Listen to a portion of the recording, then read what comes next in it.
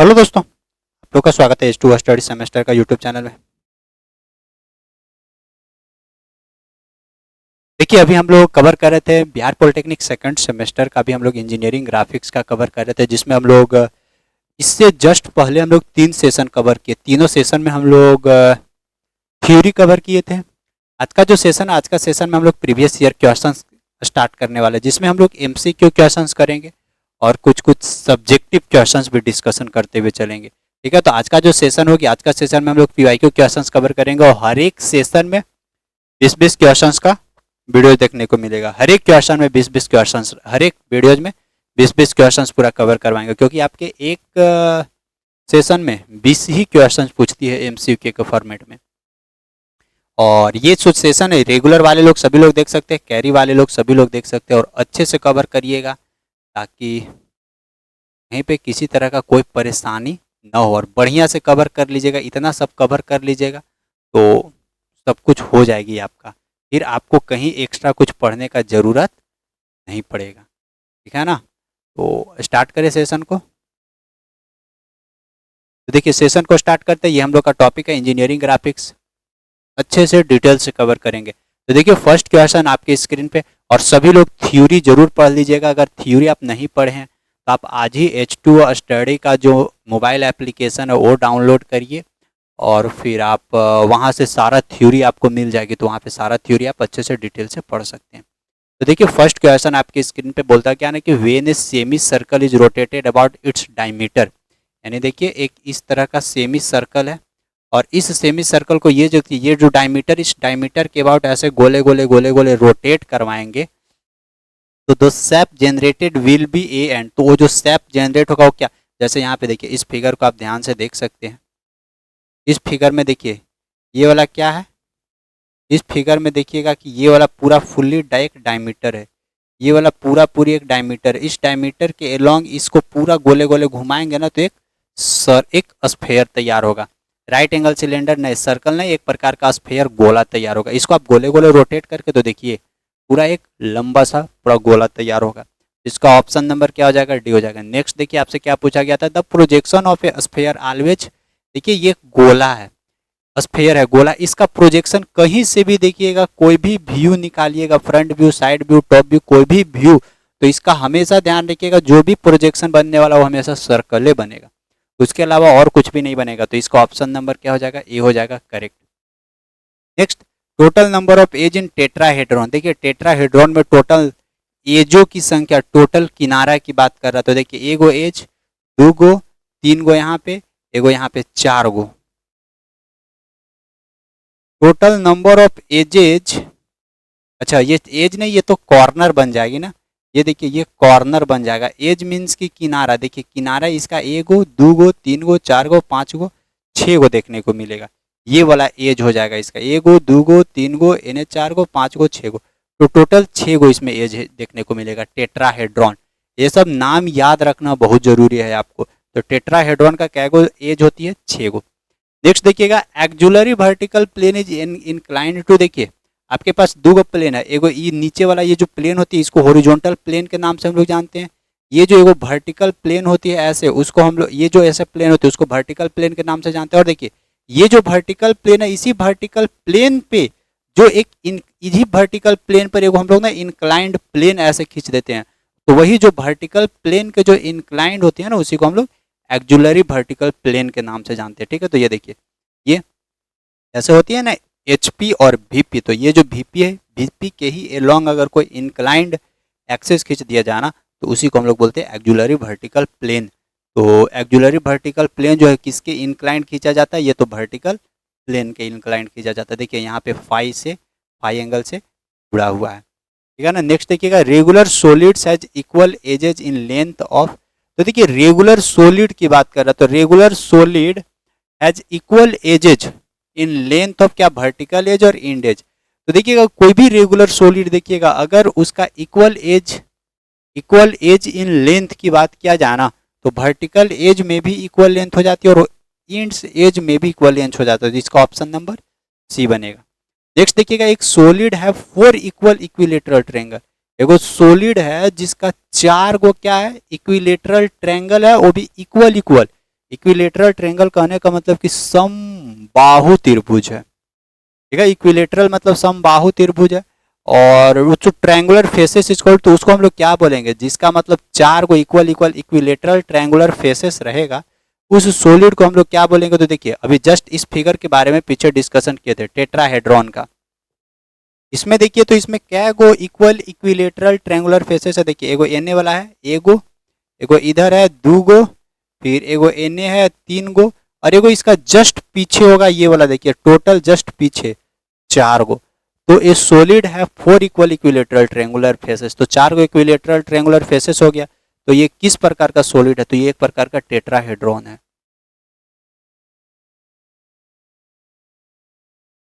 The shortest distance from point to plane is seen in view. अगर shortest distance देखना है from a point of a plane, एक plane के एक point से अगर शॉर्टेस्ट डिस्टेंस मेरे को देखना है तो कहाँ पे भी कहाँ दिखेगा, क्या एने से देखेंगे तो फ्रंट में दिखेगा, ऊपर में देखेंगे तो टॉप में दिखेगा, यानी एने से साइड में दिखेगा, कने दिखेगा इसका शॉर्टेस्ट डिस्टेंस। तो देखिए वो जो शॉर्टेस्ट डिस्टेंस डिपेंड करता है ना कि आप वस्तु को कैसे रखें, वस्तु का पोजीशन क्या है। तो जिस तरह से आप वस्तु का पोजीशन बना के रखे हैं उसी तरह से आपको पता चलेगा कि वो जो शॉर्टेस्ट डिस्टेंस होगा ना जो वस्तु का ऑब्जेक्ट का, वो कौन सा प्लेन में बनने वाला है। तो कहीं पे भी बन सकती है, फ्रंट में भी, टॉप में भी, एज में भी, तो कहीं पे भी शॉर्टेस्ट डिस्टेंस देखने को मिलेगा। तो इसका ऑप्शन नंबर डी हो जाएगा। Next, when the axis of solid is parallel to the both horizontal and vertical plane. देखिए ये इस तरह का ये जो है हॉरिजॉन्टल प्लेन एचपी रहती है, ये हम लोग का वर्टिकल प्लेन रहता है 3D में, और बोलता है कि दोनों के पैरेलल एगो एक्सिस है। तो the view from obtained end of the axis, तो वो जो व्यू प्राप्त होगी ना वो कने प्राप्त होगा, या फ्रंट में, साइड में, बोथ एंड भी दोनों करेक्ट हो जाएगा, या फिर क्या हो जाएगी। तो देखिए दो the view from obtained engaged of the axis. तो देखिए ये जो हॉरिजॉन्टल प्लेन और ये वर्टिकल प्लेन है दोनों के पैरेलल, जैसे देखिए इस तरह का एगो प्लेन है, इस तरह का देखिएगा, आपको मैं दिखाना चाह रहा हूँ इस तरह से, और ये देखिए ये है हॉरिजॉन्टल प्लेन, ये वाला वर्टिकल प्लेन, दोनों के पैरेलल ऐसे रखा हुआ ऐसे है। तो इसका जब ऊपर से देखिए इन्हें से देखिएगा तो साइड भी वर्टिकल प्लेन में, ऊपर से देखिएगा तो टॉप व्यू इधर हॉरिजॉन्टल प्लेन में भागेगी। When the axis of solid is parallel to the both horizontal and vertical plane the view from obtained of the axis, फ्रंटे में प्राप्त होगी, साइड में तो एने तो कोई प्लेन है नहीं, तो फ्रंट में ही कोई ना कोई मेरे को व्यू प्राप्त होने वाला है, तो इसका फ्रंट हो जाएगा। ठीक है, ऑप्शन नंबर ए हो जाएगा। The section plane are represented by its space on horizontal plane and vertical plane.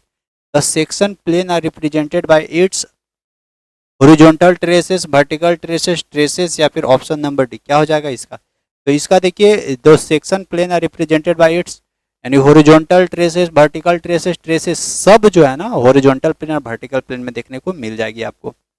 इसका ऑप्शन नंबर डी हो जाएगा। Next, when a sphere is cut by section plane for shape of the section is. देखिए अगर आपके पास एक गोला है, आपके पास गोला कहने का मतलब छोड़िए, आपके पास आलू है, आलू, ठीक है, आलू तो सब लोग खाते होंगे और आलू सबके रूम में होगा। आलू एक प्रकार का स्फेयर टाइप का होता है। आप क्या करिए ना, उस आलू को सेक्शन प्लेन काटिए, मतलब आलू को छीलिए छालिए मत, उसको कटिंग सब्जी के रूप में नहीं काटनी है, आलू है पूरा उसको काटिए, पूरा किनारे से ऐसे ऐसे सेक्शन के रूप में तो पूरा काटिएगा, एक पार्ट, दो पार्ट, तीन पार्ट, चार पार्ट, तो प्रत्येक सेक्शन जो कटेगा वो देखिएगा एक गोल सर्कल की तरह बन रहा है। वही है कि when a sphere is cut by a section plane, जब एक स्फीयर को हम लोग सेक्शन प्लेन के रूप में कट करेंगे ना, तो जो प्रत्येक सेक्शन कटेगी वो एक प्रकार का सर्कल दिखेगा। आप देखिएगा तो एक स्फीयर मतलब पूरा रेगुलर शेप होती है इस तरह से। देखिए इसको अगर सेक्शन काटेंगे तो एक गो मिलेगा सर्कल, फिर सेक्शन काटेंगे दो गो, फिर सेक्शन काटेंगे तीन गो, चार गो, ऐसे ही छोटा छोटा सर्कल निकलते रहेगा। तो इसका ऑप्शन नंबर 10 के बाद देखिएगा एक आपके लिए एक सब्जेक्टिव क्वेश्चन है, difference between first angle projection and third angle projection. ये जब आप ऑर्थोग्राफिक प्रोजेक्शन पढ़िएगा ना, तो ऑर्थोग्राफिक प्रोजेक्शन में बहुत बढ़िया से डिटेल से हम इसको आपको समझाए हुए हैं थ्योरी में, जो आपको H2 स्टडी का एप्लीकेशन में देखने को मिलेगी आपको। तो difference between first angle projection and third angle projection ये क्या है, तो देखिए थोड़ा सा इसके बारे में भी जानकारी आप लोगों के साथ शेयर करते हैं। देखिए क्या है, सो फर्स्ट एंगल प्रोजेक्शन की अगर बात किया जाए,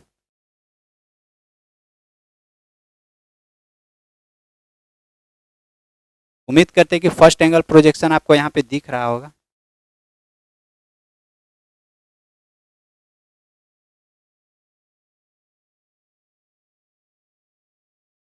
देखिए फर्स्ट एंगल प्रोजेक्शन और थर्ड एंगल प्रोजेक्शन का क्या कहना है।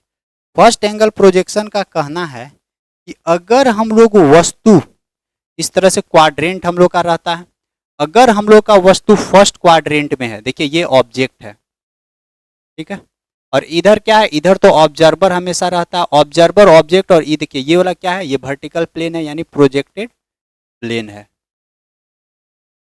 तो देखिए फर्स्ट एंगल प्रोजेक्शन में क्या कहता है ना कि जब भी वस्तु होगा तो फर्स्ट क्वाड्रेंट में होगा, वही यहाँ पे लिखा हुआ है, the object is imagine to be first quadrant. First angle projection में हमेशा ध्यान रखना है कि जो भी वस्तु रखेंगे वो हम लोग फर्स्ट क्वाड्रेंट में रखेंगे। दूसरा क्या बोलता है, the object is light between the observer and the plane of projection. और ये जो ऑब्जेक्ट है ना वो हमेशा ध्यान रखिएगा ऑब्जर्वर और प्रोजेक्टेड प्लेन के बीच में रहता है ऑब्जेक्ट, ये भी कंडीशन याद रखिएगा। आगे the plane of projection is assume to be non transparent. ये जो प्लेन ऑफ प्रोजेक्शन ये वाला जो होती है ना, इसको हम लोगों को क्या एज्यूम करके चलनी रहती है, एक प्रकार का नॉन ट्रांसपेरेंट है। फिर आगे when the view are drawn and their relative positions, जब देखिए इस ऑब्जेक्ट का आप व्यू तैयार करिएगा फ्रंट, क्योंकि ये ऑर्थोग्राफिक प्रोजेक्शन का कंडीशन है, ऑर्थोग्राफिक प्रोजेक्शन में फ्रंट व्यू, टॉप व्यू और साइड व्यू बनती है। तो जब भी इसका आप एक प्रोजेक्शन तैयार करिएगा ना, आप हमेशा ध्यान रखिएगा एनए से जब आप देखिएगा तो इधर साइड व्यू कहाँ पे बनेगी, वर्टिकल प्लेन में, और ऊपर से देखिएगा तो टॉप व्यू आपको नीचे दिखेगा। तो हमेशा ध्यान रखिएगा जब भी फर्स्ट क्वाड्रेंट में जो भी वस्तु होती है उस वस्तु का टॉप व्यू हमेशा रेफरेंस लाइन के नीचे बनती है, और ये जो फ्रंट व्यू जो है ना, ये फ्रंट वाला रहेगा, फ्रंट व्यू हमेशा जो है ना वो रेफरेंस लाइन के ऊपर में बनता है। ये कंडीशन वही यहाँ पे लिखा हुआ है, when the view are drawn in their relative position, देखिएगा top view comes below front view, यानी ये जो टॉप व्यू है ना comes below front view, front view के जस्ट नीचे देखने को मिलेगा। ये है फर्स्ट एंगल प्रोजेक्शन। और ये जो फर्स्ट एंगल प्रोजेक्शन है जनरली इंडिया में ये बहुत ज़्यादा प्रचलित है, सबसे ज़्यादा इसका इस्तेमाल इंडिया में ही होती है। थर्ड एंगल प्रोजेक्शन में कि वस्तु को हमेशा हम लोग थर्ड क्वाड्रेंट पे रखते हैं, इस तरह से यहाँ पे रखेंगे। देखिए अब ऑब्जर्वर इधर रहता है और प्लेन ऑफ प्रोजेक्शन यहाँ पे हो गया, तो प्लेन ऑफ प्रोजेक्शन वही the plane of projection light between the observer and the object. तो यहाँ पे देखिएगा अभी प्लेन ऑफ प्रोजेक्शन में देखिए बीचवा में आ गया और ऑब्जेक्ट एने आ गया और फिर ऑब्जर्वर एने रह गया, यानी ऑब्जर्वर और ऑब्जेक्ट के बीच में प्लेन ऑफ प्रोजेक्शन हो जाती है, जहाँ पे हम लोग जनरली छाया प्राप्त करते हैं, प्रोजेक्शन प्राप्त करते हैं। The plane of projection assume to be transparent, ये जो बीच वाला प्लेन ऑफ प्रोजेक्शन होती है उसको जनरली हम लोग ट्रांसपेरेंट एज्यूम करके चलते हैं। और इसका क्या कंडीशन, इसका condition when the view are drawn in their relative position, top view comes above front view, यानी इसमें ध्यान रखिएगा इसमें रेफरेंस लाइन के नीचे, हमेशा रेफरेंस लाइन के नीचे फ्रंट व्यू तैयार होती है और टॉप व्यू हमेशा रेफरेंस लाइन के ऊपर में तैयार होती है। टॉप व्यू कौन, थर्ड एंगल प्रोजेक्शन का कंडीशन में, इसको बढ़िया से याद रखिएगा। ये हो गई। और ये देखिए यहाँ पे ये सिंबल है, इसका ये सिंबल है, यहाँ पे भी आप देख सकते हैं। जैसे देखिए यहाँ पे प्रोजेक्शन ऑफ प्लेन है, यहाँ पे देखिए ये ऑब्जेक्ट है, इन्हें देखिए ऑब्जर्वर है, तो ऑब्जर्वर और प्लेन ऑफ प्रोजेक्शन के बीचवा में देखिए ऑब्जेक्ट है, जबकि इसमें देखिए ऑब्जर्वर यहाँ पे है, प्लेन ऑफ प्रोजेक्शन ये ऑब्जेक्ट पीछे और प्लेन ऑफ प्रोजेक्शन देखिएगा बीचवा में है। तो ये कंडीशन है थर्ड एंगल प्रोजेक्शन का, ये कंडीशन है फर्स्ट एंगल प्रोजेक्शन का। यही है difference between first angle projection and third angle projection. और ये जो थर्ड एंगल प्रोजेक्शन है इसका इस्तेमाल इंडिया में नहीं होती, इसका इस्तेमाल जनरली यूएसए में ज़्यादातर किया जाता है, यूनाइटेड स्टेट ऑफ अमेरिका इस समय। तो ये कंडीशन जरूर याद रखिएगा, बहुत काम का था। आगे बढ़ते हैं। कंपेयर टू एक्चुअल डायमीटर और isometric diameter of A sphere, तो हमेशा ध्यान रखिएगा जो एक्चुअल डायमीटर होती है ना या एक्चुअल लेंथ होती है वो आइसोमेट्रिक लेंथ या आइसोमेट्रिक डायमीटर के कंपैरिजन में हमेशा बड़ा ही होता है। एक्चुअल डायमीटर जो होता है, आइसोमेट्रिक डायमीटर जो स्फीयर का आइसोमेट्रिक डायमीटर है उससे जनरली क्या होता है, ग्रेटर होता है। दोनों इक्वल नहीं होता, ये भी ध्यान रखिएगा। तो ऑप्शन नंबर ए हो जाएगा। इन आइसोमेट्रिक प्रोजेक्शन, अब आइसोमेट्रिक प्रोजेक्शन की बात करें, आइसोमेट्रिक प्रोजेक्शन में the receding lines are drawn with the horizontal eight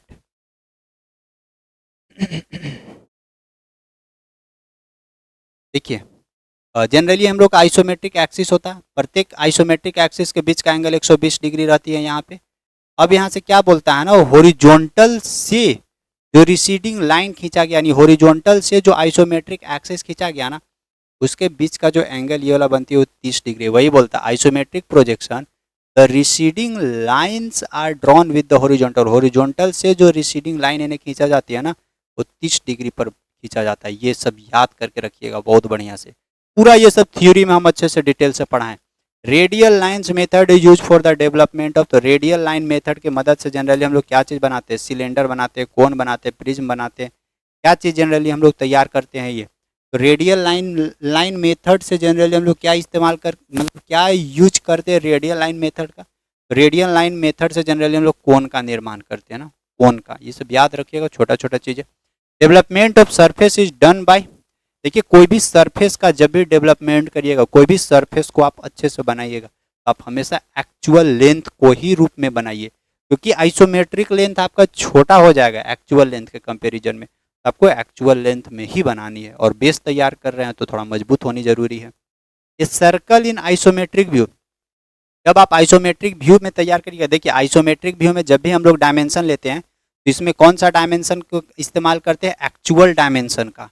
इसमें हमेशा ध्यान रखिएगा ये एक्चुअल डायमेंशन का इस्तेमाल करते हैं आइसोमेट्रिक व्यू में। और आइसोमेट्रिक प्रोजेक्शन बनाने के लिए हम लोग आइसोमेट्रिक लेंथ का इस्तेमाल करते हैं। तो जब सर्कल का आइसोमेट्रिक व्यू तैयार करेंगे तो वहाँ पे एक इलिप्स बनेगा, जैसे ये देखिए इस तरह से आपको देखने को मिलेगा एक इलिप्स टाइप। आइसोमेट्रिक प्रोजेक्शन की बात कर रहा था, तो अभी आइसोमेट्रिक प्रोजेक्शन ए स्क्वायर एपियर्स। तो देखिए जब आइसोमेट्रिक प्रोजेक्शन की बात करेगा तो हम लोग आइसोमेट्रिक लेंथ लेंगे, और आइसोमेट्रिक प्रोजेक्शन में अगर स्क्वायर को हम लोग बनाए ना तो कैसन दिखता है, तो जब स्क्वायर को आप बनाइएगा ना तो इस तरह से दिखेगा, रैम्बस की तरह, रैम्बस यानी समचतुर्भुज की तरह, वो रैम्बस की तरह दिखने वाला है। और अगर रिक्टेंगल की बात किया जाए तो रिक्टेंगल का आइसोमेट्रिक प्रोजेक्शन, आइसोमेट्रिक व्यू कैसन दिखेगा, पैरालेलोग्राम की तरह। ठीक है, तो ये याद रखिएगा। नेक्स्ट,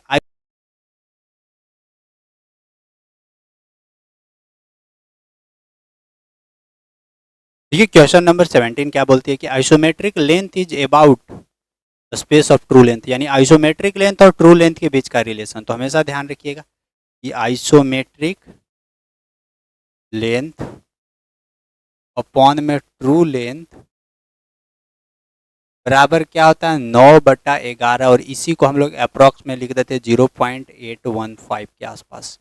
ठीक है, तो 815 है तो इस 5 को 1 को 2 करके, और आप 0.82 को अगर 100 से मल्टीप्लाई कर दीजिएगा तो 82% के आसपास आपका आ जाएगा। तो ऑप्शन नंबर इसका क्या बन जाएगा, डी। ये भी याद रखिएगा, ये भी याद रखिएगा, ठीक है ना। तो 17 के बाद देखिएगा नेक्स्ट 18। नेक्स्ट देखिएगा क्वेश्चन नंबर 18, इन आइसोमेट्रिक प्रोजेक्शन। अब आइसोमेट्रिक प्रोजेक्शन, अच्छा आइसोमेट्रिक प्रोजेक्शन या आइसोमेट्रिक व्यू में हम लोग करते क्या है, जो भी मेरे को 2D ऑब्जेक्ट रहता है उस 2D ऑब्जेक्ट को हम लोग 3D ऑब्जेक्ट में यानी 3D में प्रोजेक्ट बनाते हैं। आइसोमेट्रिक प्रोजेक्शन में डायमेंशंस आर पैरेलल, जो भी डायमेंशंस होती है वो किस चीज़ के पैरेलल होता है, क्या horizontal axis, vertical axis, isometric axis के पैरेलल होते हैं।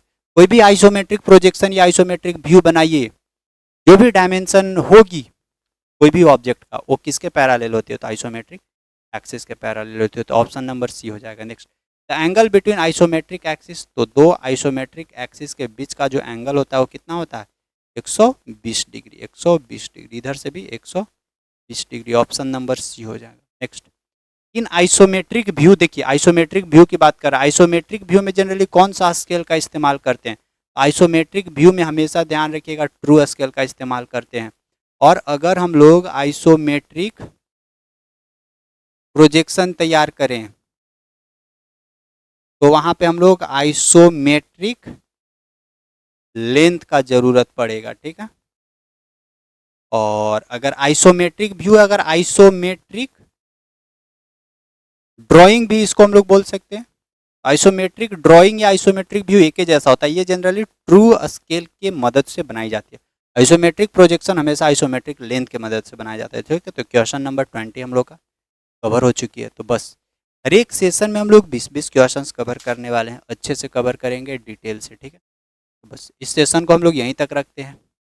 बस फिर मुलाकात करते हैं नेक्स्ट सेशन में। आज का सेशन कैसा लगा सब लोग जरूर एक बार कमेंट करके बताइएगा, और 20 क्वेश्चन में आप कितना सही कर पा रहे हैं वो भी बताइएगा, क्योंकि सारा का सारा हम आपको थ्योरी में अच्छे से डिटेल से पढ़ाए हुए हैं। तो फिर मुलाकात करते हैं हम लोग नेक्स्ट सेशन में, तब तक के लिए बाय बाय।